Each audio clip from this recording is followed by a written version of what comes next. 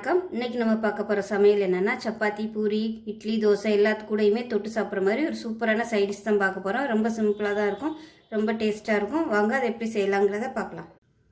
கடாய் எடுத்துக்கலாம். கடாய் சூடானதும் ஒரு 3 டேபிள் ஸ்பூன் எண்ணெய் விட்டுருக்கேன். எண்ணெய் சூடாயிடுச்சு. இதில் 1 டீஸ்பூன் கடுகு சேர்த்துக்கலாம்.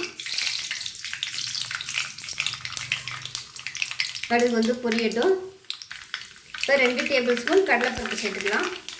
அதோட கருவேப்பிலையும் சேர்த்து இப்போ இதில் ஒரு 10 புதினா இலை சேர்த்துக்கலாம் வாசனைக்காக.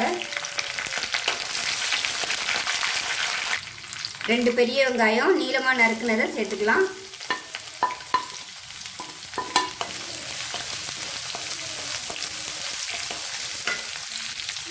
இதோட 5 பச்சை மிளகாய் சேர்த்துக்கலாம். எண்ணெயிலே நல்லா வதக்கிக்கலாம் எல்லாத்தையும். வெங்காயம் வதங்குறதுக்கு உப்பு சேர்த்துக்கலாம். வெங்காயம் நல்லா வதங்கட்டும். சின்ன சைஸாக உருளைக்கிழங்கு 4 உருளைக்கிழங்கு எடுத்திருக்கேன், வேக விட்டு வச்சுருக்கேன். இது வந்து சின்ன சின்னதாக இப்போ கட் பண்ணிக்கலாம். வெங்காயம் ரொம்ப வதங்கணும்னு அவசியம் இல்லை, லேசாக வதங்கினா போதும். இப்போ மீடியம் சைஸாக 2 தக்காளி பழம் பொடியாக நறுக்கினதை சேர்த்துக்கலாம். தக்காளி வந்து நல்லா மசிகிற அளவுக்கு நல்லா வதக்கிக்கலாம். 1/2 டீஸ்பூன் மஞ்சள்தூள் சேர்த்துக்கலாம். மஞ்சள்தூள் சேர்த்தோம்னா தக்காளி சீக்கிரமாக மசிஞ்சிடும். தக்காளி நல்லா வதங்கிருச்சு. இதில் 1 டேபிள் ஸ்பூன் தனியாத்தூள், 1/2 டேபிள் ஸ்பூன் மிளகாய்த்தூள். ஏன்னா பச்சை மிளகாய் சேர்த்துருக்கிறதுனால காரம் வந்து நான் கம்மியாக தான் சேர்த்துருக்கேன், அப்புறம் ரொம்ப அதிகமாக போயிடும். பொடியெல்லாம் சேர்த்து நல்லா வதக்கியாச்சு. இப்போ இதில் 2 டேபிள் ஸ்பூன் கடலை மாவு தண்ணியில் கரைச்சி வச்சுருக்கேன். இப்போ இதை சேர்த்துக்கலாம்.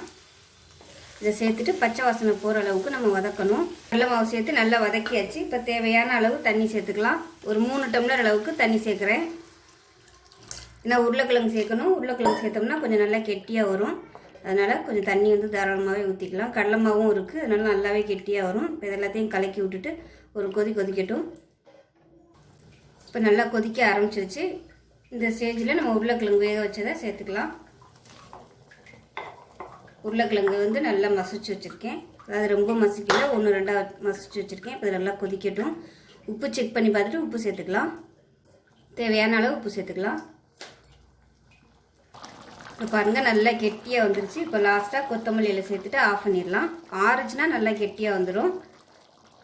அவ்வளோதான், சூப்பரான சைடிஷ் ரெடி ஆயிடுச்சு. சப்பாத்தி, பூரி, இட்லி, தோசை எல்லாத்துக்கு கூடயுமே தொட்டு சாப்பிட்லாம். ரொம்ப அருமையாக இருக்கும். இதே மாதிரியே செஞ்சு பாருங்கள். செஞ்சு பார்த்துட்டு எப்படி வந்துச்சுங்கிறத சொல்லுங்கள். நன்றி.